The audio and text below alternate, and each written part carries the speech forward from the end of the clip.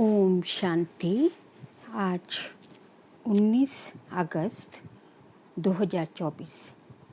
आज की श्रीवाणी की मुख्य पंक्तियाँ हैं। मीठे बच्चे, ज्ञान की धारणा करते रहो तो अंत में तुम बाप समान बन जाएंगे। ज्ञान की धारणा करते रहो तो अंत में तुम बाप समान बन जाएंगे। बाप की सारी ताकत तुम हजम कर लेंगे। प्रश्न है, किन दो शब्दों की स्मृति से स्वदर्शन चक्रधारी बन सकते हो? उत्तर है उत्थान और पतन, सतोप्रधान और तमोप्रधान, शिवालय और वैशाल्य। ये दो बातें स्मृति में रहे तो तुम स्वदर्शन चक्रधारी बन जाएंगे। तुम बच्चे अभी ज्ञान को यथार्थ रीति जानते हो। भक्ति में ज्ञान नहीं है, सिर्फ दिल खुश करने की बातें करते रहते हैं। भक्ति मार्ग है ही दिल खुश करने का मार्ग। ओम शांति। मीठे मीठे रूहानी बच्चों प्रति बाप बैठ समझाते हैं। अब तुम बच्चों के लिए बाप कहते हैं, तुम कितने ऊंच थे। उत्थान और पतन का ये खेल है।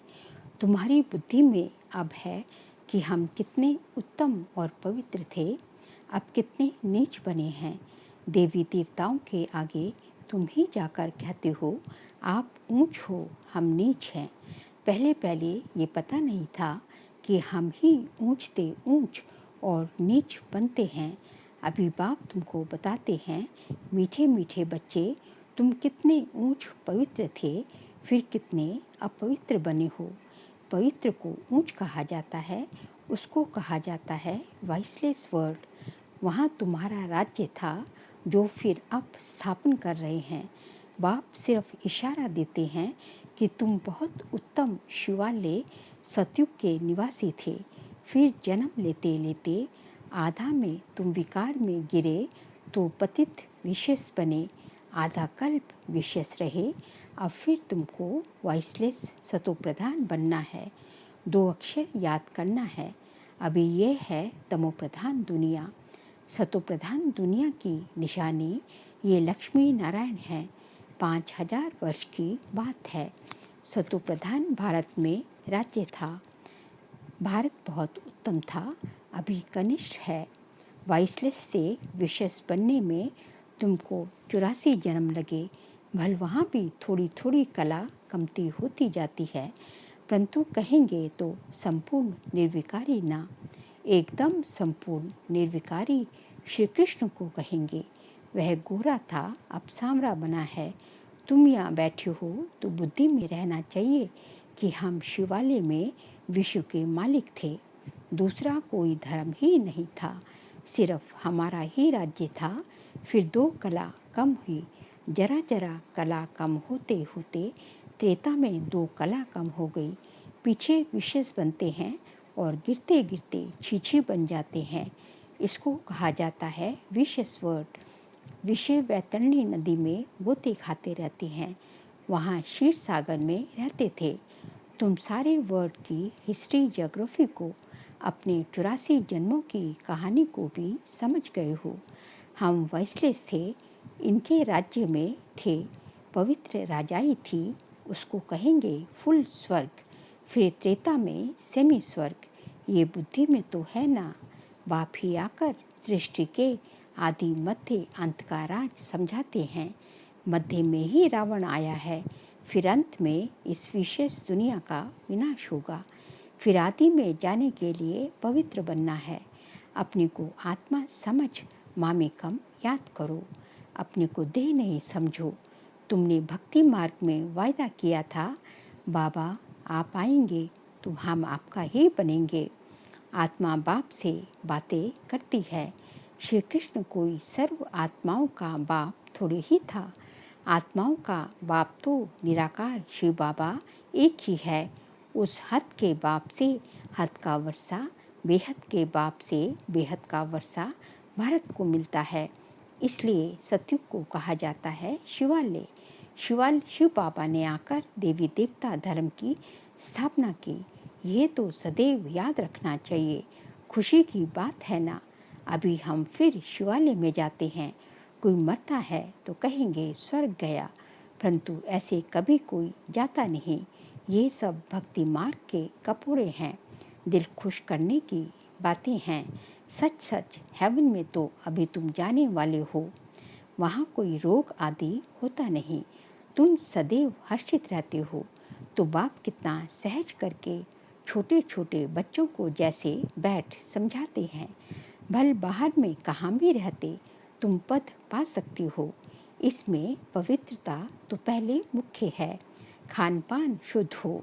देवताओं के आगे कभी बिगड़ट, सीढ़ी बिगड़ट आदि का भोग लगाते हो क्या?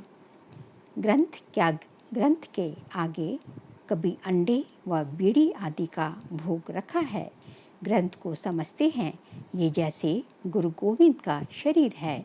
ग्रंथ को इतना मान देते हैं ये गुरु की जैसे देह है। ऐसे सिख लोग समझते हैं, परंतु गुरु नानक ने थोड़े ही बैठ ग्रंथ लिखा है। नानक ने तो अवतार लिया, सिख लोगों की वृद्धि हुई, बाद में वे ग्रंथ आदि लिखे हैं। एक के बाद फिर सिख धर्म में आते गए। पहले तो ग्रंथ भी इतना छोटा हाथ का लिखा हुआ था। अब गीता के लिए समझते हैं ये श्री कृष्ण का रूप है। ऐसे मानो जैसे नानक का ग्रंथ, वैसे श्री कृष्ण की गीता गाई हुई है। श्री कृष्ण भगवान वाच ही कहते रहते हैं। इसको कहा जाता है अज्ञान। ज्ञान तो एक परमपिता परमात्मा में ही है। गीता से ही सद्गति होती है। वह ज्ञान तो बाप के पास ही है। ज्ञान से दिन, भक्ति से रात होती है। अब बाप कहते हैं आत्मा को पवित्र बनाना है, उसके लिए मेहनत करनी पड़े। माया के तूफान ऐसे ज़बरदस्त आते हैं जो ज्ञान एकदम उड़ जाता है, किसको बोल भी नहीं सके। पहला काम विकार ही बहुत तंग करता है, उसमें ही टाइम लगता है तो एक सेकंड में जीवन मुक्ति की बात। बच्चा पैदा हुआ और मालिक बना। तुमने पहचाना शिव बाबा आया हुआ है और वर्षे के हकदार बने। गीता भी शिव बाबा ने ही गाई थी। उसने ही कहा है मामेकम याद करो, मैं इस साधारण तन में आता हूँ। श्री कृष्ण साधारण थोड़ी ही है, वह तो जन्म लेते हैं तो जैसे बिजली चमक जाती है, बहुत प्रभाव पड़ता है। इसलिए श्री कृष्ण का अब तक भी गायन करते हैं। बाकी शास्त्र आदि सब भक्ति मार्ग के हैं। इंग्लिश में फिलॉसफी कह देते हैं। स्पिरिचुअल नॉलेज तो स्पिरिचुअल फादर ही दे सकते हैं। खुद कहते हैं मैं तुम्हारा स्पिरिचुअल फादर हूँ, ज्ञान का सागर हूँ। तुम बच्चे भी बाप से सीख रहे हो, बाप को ज्ञान को धारण कर रहे हो। फिर पिछाड़ी में बाप मिसल बन जाएंगे। सारा मदार धारणा पर है, फिर वे ताकत आ जाएगी बाप की याद से। याद को जोहर कहा जाता है। तलवारों में भी फर्क तो होता है ना। वही तलवार 100 रुपये वाली भी होती है, वही तलवार 3-4 हज़ार की भी होती है। बाबा तो अनुभवी है ना। तलवार का बहुत मान होता है। गुरु गोविंद सिंह की तलवार का कितना मान है। तो तुम बच्चों में भी योग का बल चाहिए, तो ज्ञान तलवार में जोहर चाहिए। जोहर आने से फिर जल्दी समझेंगे। ड्रामानुसार तुम मेहनत करते रहते हो। जितना जितना बाप को याद करेंगे, याद से ही पाप कटेंगे। पतित पावन बाप ही युक्ति बता रहे हैं। फिर कल्प बाद भी ऐसे ही आकर तुमको ज्ञान देंगे। इनको भी सब त्याग करा के ऐसे ही अपना रथ बनाएंगे। तुम बच्चों को वहाँ कितनी कशिश हुई, कैसे सब भागे। बाप में कशिश है ना। अभी तुमको भी ऐसा संपूर्ण बनना है। नंबरवार ही बनेंगे। ये राजधानी स्थापन होती है। सृष्टि चक्र को तो समझ लिया है। सतयुग आदि से कलयुग अंत तक अभी है संगम युग। बाप को भी जरूर आना पड़े पावन बनाने। पावन अर्थात सतो प्रधान। फिर खाद पड़ती गई। अब वह खाद निकले कैसे। आत्मा सच्ची होती है तो जेवर भी सच्चा अर्थात गोरा शरीर होता है। आत्मा झूठी बनती है तो शरीर भी पतित होता है। ज्ञान के पहले तो ये भी नमन वंदन करते थे। लक्ष्मी नारायण का बड़ा चित्र ऑयल पेंट का गद्दी पर लगा रहता था। उनको ही बहुत प्यार से याद करते थे। और कोई की याद नहीं। बाहर और तरफ ख्याल जाता था तो अपने को चमाट मारते थे। मन भागता क्यों है, दर्शन क्यों नहीं मिलता है। भक्ति में था ना, फिर जब विष्णु का दर्शन हुआ तो भी कोई नारायण थोड़ी ही हो गया। पुरुषार्थ तो जरूर करना होता है। एम ऑब्जेक्ट तो सामने खड़ी है। ये चैतन्य में थे जिनका जड़ चित्र बनाया है। बाप आया है पावन बनाने, नर से नारायण बनाते हैं। तुम भी उन्हों की राजधानी में थे। फिर ऐसा बनने का पुरुषार्थ करते हो तो अच्छी रीति फॉलो करना चाहिए। ब्रह्मा को देवता थोड़े ही कहा जाता है। विष्णु देवता ठीक है, मनुष्यों को तो कुछ भी पता नहीं है। कहते हैं गुरु ब्रह्मा गुरु विष्णु। अब विष्णु गुरु किसका हुआ? सबको गुरु कहते रहते हैं। शिव परमात्मा नमः, उनको गुरु उनको परमात्मा कह देते हैं। सबसे बड़ा तो बाप है ना, उनसे हम ये सीख रहे हैं औरों को सिखलाने के लिए। सतगुरु जो तुमको समझाते हैं वह तुम औरों को समझाते हो। गुरु को ऐसे नहीं कहेंगे कि ये बाप है, टीचर है। नहीं, नहीं तो ये सारी नॉलेज तुम्हारी बुद्धि में होनी चाहिए। हम शिवालय में थे, अभी वैशाल्य में पड़े हैं, फिर अब शिवालय में जाना है। भल कहते हैं ब्रह्म में लीन हो गया, ज्योति ज्योत समाया। परंतु आत्मा तो अविनाशी है।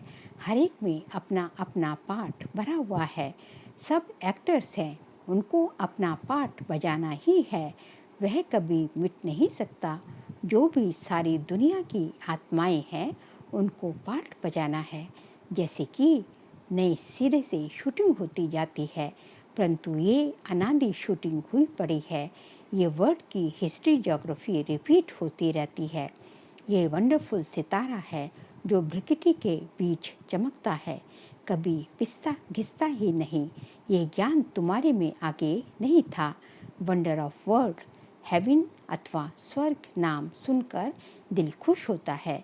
अभी तो सतयुग है, नहीं अभी है कलयुग। तो पुनर्जन्म भी कलयुग में ही लेंगे। जाना तो सबको जरूर है, परंतु पतित आत्माएं तो जा न सके। अभी तुम बच्चे पावन बनते हो योग बल से। पावन दुनिया गॉडफादर ही स्थापन करते हैं, फिर रावण हेल बनाता है। ये तो प्रत्यक्ष है ना, रावण को जलाते हैं ना। मनुष्य तो कहते हैं ये अनादि चला आता है, परंतु कब से शुरू होता ये भी किसको पता नहीं। आधा आधा तो कह ना सके, क्योंकि लाखों वर्ष कह देते हैं। कलयुग को फिर 40,000 वर्ष कह देते हैं। तो मनुष्य घोर अंधियारे में है ना। अज्ञान नींद से जागना बड़ा मुश्किल है, जागते ही नहीं है। अभी है संगम युग, जबकि बाप आकर पावन बनने की युक्ति बताते हैं। तुम पावन होंगे तो पावन दुनिया स्थापन हो ही जाएगी। ये पतित दुनिया ही खलास हो जाएगी। अभी कितनी बड़ी दुनिया है, सतयुग में तो बहुत छोटी दुनिया हो जाएगी। अब माया पर जीत पाकर पावन जरूर बनना है। बाप कहते हैं माया बड़ी दुस्तर है, पावन बनने में ही अनेक प्रकार के विघ्न डालती है। पवित्र बनने की हिम्मत रखते हैं, फिर माया आकर क्या हाल बना देती है। घूसा लगाकर गिरा देती है, की कमाई खत्म कर देती है। फिर बहुत मेहनत करनी पड़ती है। कोई तो गिरते हैं, फिर मुंह भी नहीं दिखाते हैं। फिर इतना ऊंच पद पा ना सके। पुरुषार्थ पूरा होना चाहिए, फेल नहीं होना चाहिए। इसलिए कोई गंधर्वी विवाह भी करके दिखाते हैं। सन्यासी लोग कहते शादी की और पवित्र रहे, वह तो इम्पॉसिबल है। बाप कहते हैं पॉसिबल है, क्योंकि प्राप्ति बहुत है। ये अंतिम एक जन्म तुम पवित्र बनेंगे तो तुमको स्वर्ग की बादशाही मिलेगी। क्या इतनी बड़ी प्राप्ति के लिए तुम एक जन्म पवित्र नहीं रह सकते हो? कहते हैं बाबा हम जरूर रहेंगे। सिख लोग भी पवित्रता का कंगन डालते हैं, वहाँ कोई धागा आदि बांधने की दरकार नहीं। ये तो बुद्धि की बात है। बाप कहते हैं मामी कम याद करो। बच्चियाँ बहुतों को सुनाती है, परंतु बड़े आदमियों की बुद्धि में बैठता थोड़ी ही है। बाप कहते हैं पहले उनको अच्छी रीति से समझाओ। ये सब प्रजापिता ब्रह्मा की औलाद है। शिव बाबा से वर्षा मिल रहा है, पतित से पावन बनना है। अब बाप कहते हैं मामी कम याद करो, ऐसा तो कोई कह ना सके, पहले तो उनकी बुद्धि में बिठाना है। भारत वाइसलेस था, अभी विशेष है, फिर वाइसलेस कैसे बनेगा। भगवान वाच मामी कम याद करो, बस इतना कहे तो भी अहो भाग्य, परंतु इतना भी कह ना सके, भूल जाएंगे। बाबा ने समझाया था, उद्घाटन तो बाप ने कर दिया है, बाकी तुम निमित्त कर रहे हो। फाउंडेशन लगा दिया है, बाकी अब सर्विस स्टेशन का उद्घाटन होता है। ये तो गीता की ही बात है, गीता में भी है, हे बच्चों तुम काम पर जीत पहनो तो ऐसे जगत जीत बनेंगे। 21 जन्मों के लिए भल खुद ना बने, औरों को तो समझाएं, ऐसे भी बहुत हैं, औरों को उठाकर खुद गिर पड़ते हैं। काम महाशत्रु है, एकदम गटर में गिरा देता है। जो बच्चे काम पर जीत पाते हैं वही जगत जीत बनते हैं। अच्छा, मीठे मीठे सिखिलते बच्चों प्रति माता पिता बाप दादा का याद प्यार और गुड मॉर्निंग। रूहानी बाप की रूहानी बच्चों को नमस्ते। हम रूहानी बच्चों की रूहानी बाप दादा को नमस्ते नमस्ते नमस्ते। सार के लिए पॉइंट्स हैं। इस अंतिम जन्म में सर्व प्राप्तियों को सामने रख पावन बनकर दिखाना है, माया के विघ्नों से हार नहीं खानी है। सेकंड पॉइंट, एम ऑब्जेक्ट को सामने रख पूरा पुरुषार्थ करना है। जैसे ब्रह्मा बाप पुरुषार्थ कर नर से नारायण बनते हैं, ऐसे फॉलो कर गद्दी नशीन बनना है। आत्मा को सतो प्रधान बनाने की मेहनत करनी है। आज का बाबा का वरदान है, अधिकारी बन समस्याओं को खेल खेल में पार करने वाले हीरोपाठधारी भव। अधिकारी बन समस्याओं को खेल खेल में पार करने वाले हीरोपाठधारी भव। चाहे कैसी भी परिस्थितियां हो, समस्याएं हो, लेकिन समस्याओं के अधीन नहीं। अधिकारी बन समस्याओं को ऐसे पार कर लो जैसे खेल खेल में पार कर रहे हैं। चाहे बाहर से रोने का भी पाठ हो, लेकिन अंदर हो कि ये सब खेल है, जिसको कहते हैं ड्रामा, और ड्रामा के हम हीरो पाठधारी हैं। हीरो पाठधारी अर्थात एक्यूरेट पार्ट बजाने वाले। इसलिए कड़ी समस्या को भी खेल समझ हल्का बना दो, कोई भी बोझ ना हो। स्लोगन है, सदा ज्ञान के सिमरण में रहो तो सदा हर्षित रहेंगे, माया की आकर्षण से बच जाएंगे। सदा ज्ञान के सिमरण में रहो तो सदा हर्षित रहेंगे, माया की आकर्षण से बच जाएंगे। सदा हर्षित रहने का फॉर्मूला बाबा ने बताया कि हमेशा जो है ज्ञान का मनन चिंतन करते रहो, तो जो है सदा खुश रहेंगे और जो है माया के किसी भी वार से भी बचे रहेंगे। अच्छा, ओम शांति।